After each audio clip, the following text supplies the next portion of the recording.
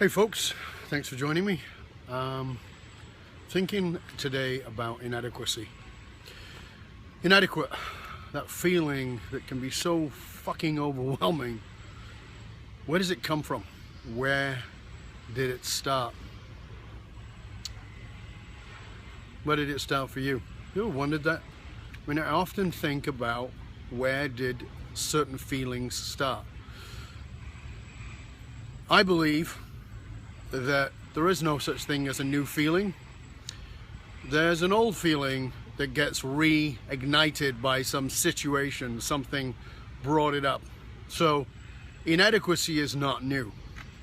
If you feel it, it ain't new. I'd like to say I was a normal kid, but of course I'm not stupid enough to believe that such a thing actually exists. Normal is whatever the hell you grew up with. However, I believe that I was a pretty lively kid. I know I was a creative kid. I know I had a good sense of humor, and I know I was very affectionate. And then on this particular day, I remember standing at the foot of the stairs, looking out on the hallway, and feeling just enormous fear. Looking down that hallway towards that bright light that was being blocked out by the framework of my dad. You see, my dad left us, left me, left my whole family when I was 7. 7 years old. And you know how he did it? I'll tell you how he did it. He was at the end of that hallway, and I stood there as that little boy, terrified, and called out, "Dad, Dad, where you going?" And he stopped and turned around and walked back to me. And he put one hand on one shoulder and said, "I'm going now, son." Leaning sort of down, trying to get eye level, fake smile and all. "I'm going now, son." Puts the other hand on my shoulder, on the other shoulder, and says, "You're the man of the house now. You're the man of the house." I've gone from being this lively, exuberant, playful kid to feeling like I'm the most responsible person in the fucking world. How am I supposed to cope with that? I mean, the overwhelm was enormous. I mean, the fear, the overwhelm.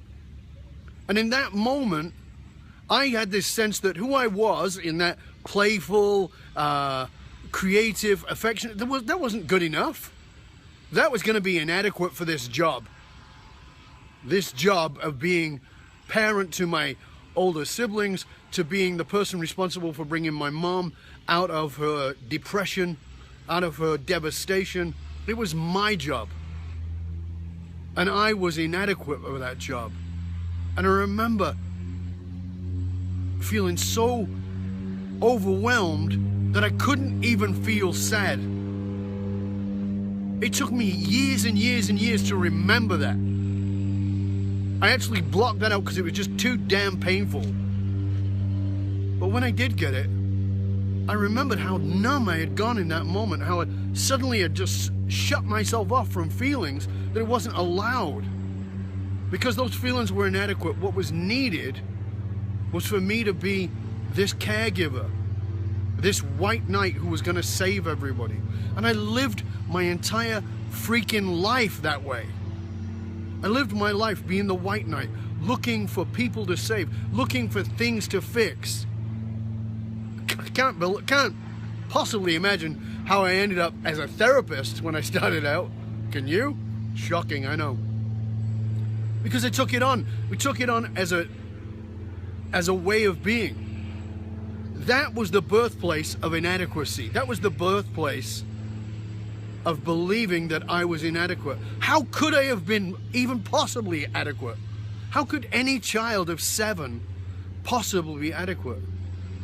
And you know, when I see somebody, I'm working with somebody, a CEO, a high-level entrepreneur, whatever it is, a person I'm working with, and they talk to me about their child and they go, "Well, you know, that's over, that's the past of."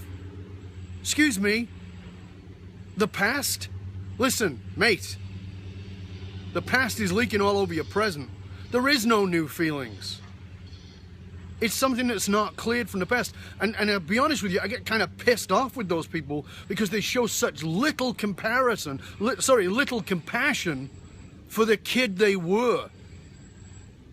And I know, because I had no compassion for that kid. I shut down, I blocked it all away. I just took on my role instead of taking on who I was.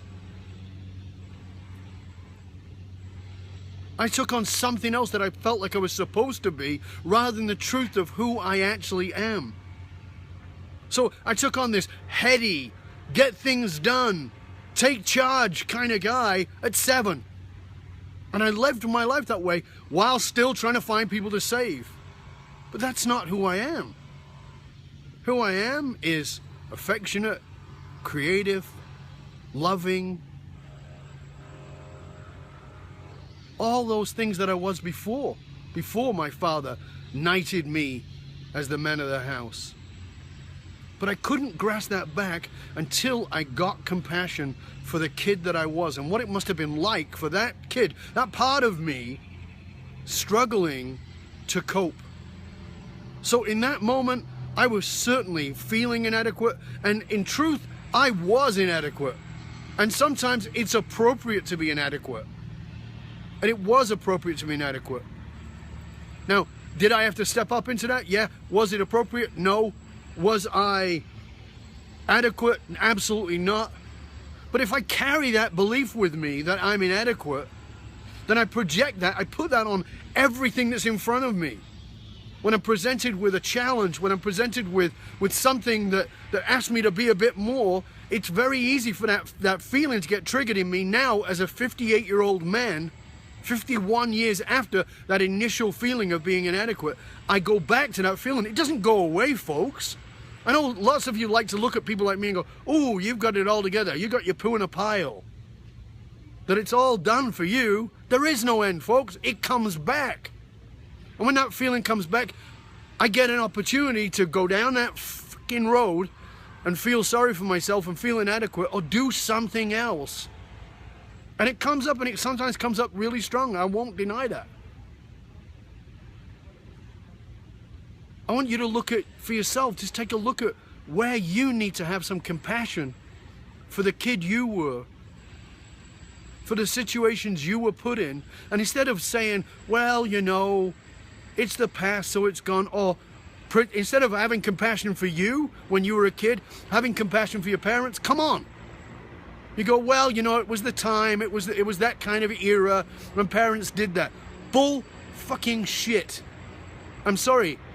That's a crappy excuse. It's a crap excuse.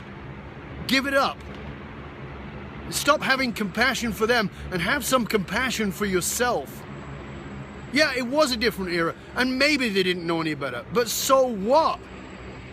What about having some compassion for the kid you were and what you actually had to go through? Stop making excuses and protecting them, and think about the kid you were and protect and take care of that kid. Inadequacy, it's a seed, and it's a poison seed. And that's just one example. For me, I used inadequacy, but let me give you another example. I remember my first day of high school, and I was going to King David High School, the Jewish high school, and I'd gone to a secular junior school and got my ass kicked on a very regular basis as the only Jew in the school. Well, that's not true. The headmaster was Jewish, but nobody knew that about him, and he certainly didn't broadcast it. So I'd get, I understand racism and profiling and all that kind of shit, because I went through it, even though I'm a whitey. But I was that kid. I got picked on, and they'd do this to me. They'd show me their hand like this. So like, what does that mean? The Jews killed our Lord. Well, first of all, I don't know who your Lord is, and I don't know which Jews you're talking about, because I'm, at that point, 8, 9, 10 years old. I didn't kill anybody. I don't know what you're talking about. But I get my ass kicked because I was a Jew. I wasn't even a practicing Jew. I was from a totally secular family. My mother made bacon and eggs on a Sunday morning. Good Jews don't do that. But I got to go out of there, and I got to go to the Jewish high school. But we were poor. And most of the kids at the Jewish high school were rich. So I got to go there, and I was among 4. There was 4 of us in that year who were poor kids. The rest were all rich kids. And I remember showing up in my Jewish benevolent school outfit. It was a school outfit that my mother had picked up and my grandmother had picked up from the Jewish Benevolent Society. It was this society of people who took care of poor Jewish kids. And so I had this second-hand uniform, this purple jacket, my tie, white shirt, black pants, second-hand shoes that crippled my feet because I have wide feet and they didn't fit. And I fronted up, feeling pretty good about myself because I was in this school uniform, hadn't worn one before, and I was feeling pretty great until I got to the school, because I walked to the school, and as I walked in, got off the number 6 bus and walked in, and I get into the school, and there's kids being dropped off in Rolls Royces and Bentleys and Jaguars and fancy cars, and I'm like, wow. And in that moment, that seed sprouted another little shoot of feeling inadequate. Again, I felt inadequate. And I continued on in that school, and there was a whole bunch of stuff that happened, and a lot of it not really great. I didn't stay there that long. I skimmed out of school at a very early age, but that's a whole other story. But I remember being at that school, and I remember meeting this guy. That's not true. I didn't meet him. I was in the same class. His name was Pierre Faber. Pierre Faber. And he was this really handsome kid whose clothes were clearly not secondhand. He was very well dressed, as was his brother, Tyrone. 2 white Jewish kids, Pierre and Tyrone. You believe that? And Beverly Gordon, she pulled up in a Rolls Royce. I think her parents had like 6 kids and they all piled out of the Rolls Royce. And I remember looking and feeling completely inadequate in this place. And there's Pierre in his beautiful uniform, and he was very handsome, and the girls just loved him. And I remember always being envious of Pierre Faber, always wishing I was more like him, wishing I was handsome like him, wishing I was rich or well-dressed like him. And I'll tell you that on another level of inadequacy here, coming back a bit more, I was convinced, thoroughly, totally and absolutely convinced, that I was ugly until I was probably 26, 27 years old. I had moments, don't get me wrong, I had moments where I thought I was okay, but mostly I felt like I was pretty ugly. And because it wasn't safe to be good looking, my father was handsome, and he was an asshole, and everybody who knew him made sure I knew that, so I guess psychologically I decided that it wasn't okay for me to be good looking. And it's interesting because today I see that as kind of a blessing, and I'll tell you why. Because I left the UK at 21, and after leaving the UK, I didn't go back for many years, and I was back visiting, I think 4 years later, the first time, and I'm driving my brother's car, and I pull up at this gas station, and there's a guy over there, and he looks kind of familiar. And I said, "Hey, mate, do I know you?" He looks at me and goes, "Nope." And I suddenly have this intuition, maybe. I said, "Is your name Pierre Faber?" He looks at me like, "Yeah." "Do I know you?" I said, "Yeah, we went to school together." Tell him my name, he's like, "Wow, I would never recognize you." I said, "Yeah, I can understand that. I do look a bit different." We chat a little bit, and as I get in the car and drive away, actually I just realized this was 10 years after I left. I get away and drive away, and I start thinking about Pierre Faber, thinking about the kid he was, and thinking about how handsome he was and how well dressed he was, and how I was so inadequate next to him as a kid. And then I start thinking about how he looked at that moment. And how does he look at that moment? Well, he's overweight, he's in bad shape, his hair's thinned out. You know, he's not looking so great. And I'm feeling kind of like, you know, feeling a bit good about myself because this guy's let himself turn into a bag of crap. But I'm looking all right, I'm looking good. You know, we had chatted a little bit at the gas station there about what I was doing. I was living in another country. He was still doing the same thing. He was working in his dad's company, which he did as a kid. You know, and he was looking to take it over. And I was thinking, wow, this kid must have peaked at 18 years old. Him and Beverly Gordon and a bunch of the other kids that I went to school with probably all peaked at about 18. And I remember as I drove away thinking, what a complete blessing that was, that I didn't believe I was okay looking. I didn't believe I was attractive. because I guess some part of me said, I got to be more than my looks, because if I'm relying on that, I'm dead in the water, because nobody thinks I'm good looking. They all think Pierre Faber's good looking. So I got focused on, I guess, developing myself. Now, it's interesting, because I want to bring all this back together for you, because, you know, I started out talking about my old man leaving and feeling inadequate to take on the job that he gave me as man of the house. You would be totally shocked, maybe you wouldn't if you're one of my clients, but you'd be shocked at how many people I work with who didn't have a dad, were fatherless. Now, let me be clear about that. My dad walked out when I was 7. Many of the clients, many of the people that I've worked with, their dad didn't leave. He stayed, but he was never there. He was working all the time, or he wasn't working all the time. He was just a dead body in the room, right? He was just this dead being. So they never really had a dad. And there's so many of those people I work with, males and females, I work with. And the people I work with are leaders.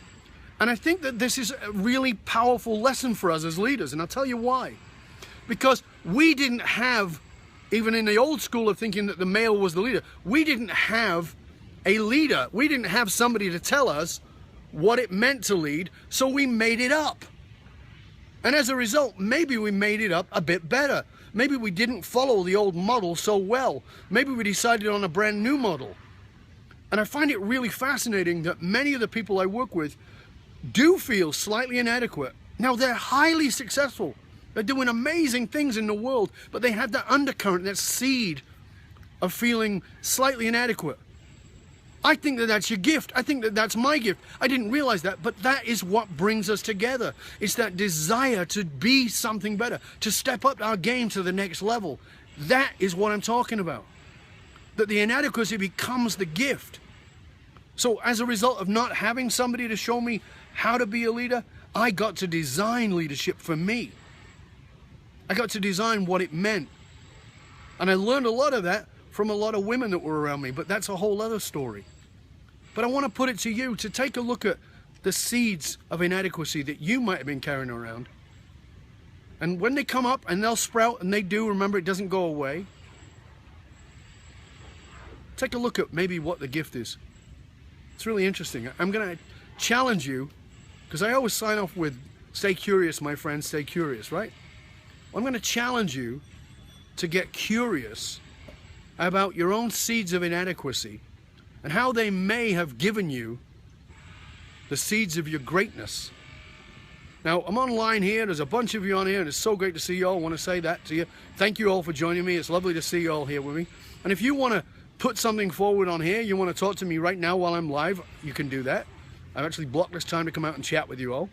And if you want to post something underneath and tell me, you know, has this lit something inside of you? Has it made you think about something? I want to know that. Tell me. Has this been valuable to you? Tell me that. Whatever it is, I'd like to know your story. Because if my story brought something to you, maybe your story can bring something to me, and maybe anybody else who sees this. Remember, those seeds got planted when my dad knighted me the person in charge of the family. Terrible thing to knight a 7-year-old with. Complete bastard. Robbed me in my childhood. So I want to say to you, sometimes the blessing is the curse, and sometimes the curse is the blessing.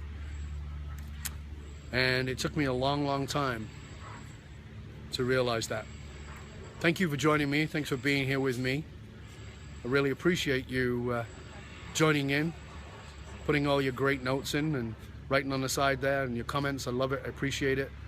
And like I said, I really hope it's brought value to you. Thank you so much.